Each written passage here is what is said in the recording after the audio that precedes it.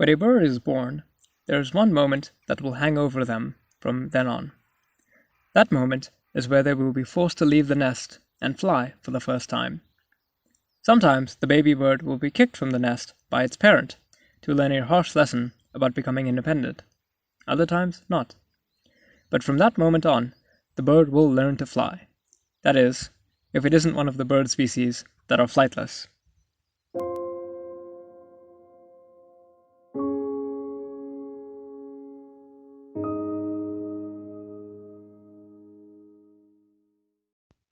Humans have always been fascinated by flight.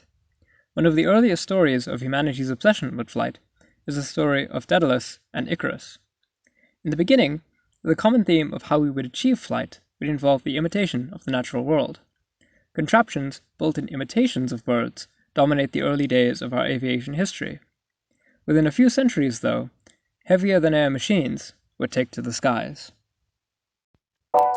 The symbolism of aviation is fairly widespread and in many ways universal. How different really is flying an X-wing during an attack on an Imperial outpost to flying a jet fighter engaging targets over the Pacific? You can probably tell by my examples that I don't have the best current opinion about aviation. In fact, for many people, air travel is an expensive luxury that is entirely out of their purview, and when it isn't, well, the experience might be likened to one of being a sardine in a can. Furthermore, and sadly, a great deal of aviation is associated with warfare.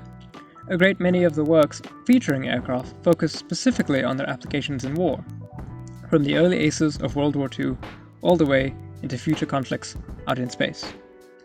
For me, aviation has a singular appeal: independence.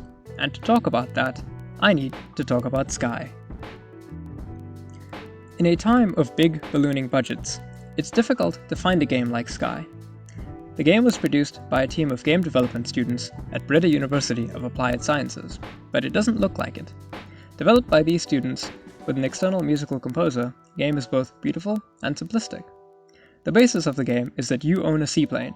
There is a world for you to explore, and you should get right to it. There's no combat, no floating battleships for you to fight, and no real threats to your seaplane.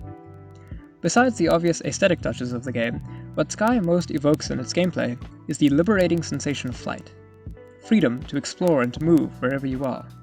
You just have the plane, you don't need a massive story to explain it, and you are free to explore the world and experience it however you want, either doing quests or just racing to see how far you can go. I said earlier that one appeal of aviation is its ability to engender independence. Humans are, by nature, a species of the ground. We are awkward and clumsy on the ground in many ways that animals aren't. But one of our amazing abilities is to go far beyond our own environmental limits, to build flying machines, and to use them to escape our terrestrial confines provides us with a kind of freedom that we are lucky enough to be able to understand. Up there in the clouds, you are freed from your problems down on Earth. The world becomes tinier the higher you go up, and your problems, and the problems of the world, can just fade into the background. According to the Fédération Aéronautique Internationale, there have been 566 people who have gone into space. 12 of those have walked on the moon. One of those, Edgar Mitchell, had this to say about the experience of seeing the Earth from the moon, which is, of course, the farthest we have been from Earth.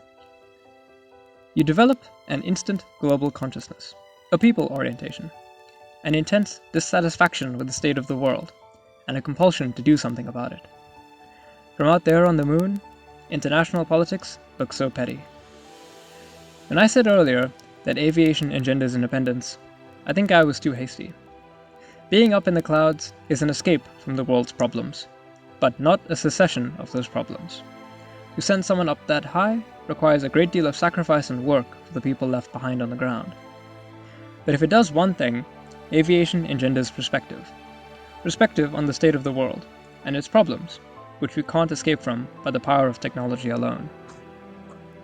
We have the kinds of technology that can be used to put a man on the moon, but we don't have the kind of society that is actually dedicated to making sure that everyone is fed. I mean, after all, we do produce more food than the current population of the Earth, but we distribute it so badly that it's almost as if we don't produce enough food at all. Being up high flying over an imaginary Hebrides, or into the depths of space, reminds me that our earthly problems are still very much real, but, importantly, very much within our ability to solve. We made these problems with our systems of exploitation and harm, and we can end them too. We should end them. Then, and only then, can we all be free to keep our heads in the clouds.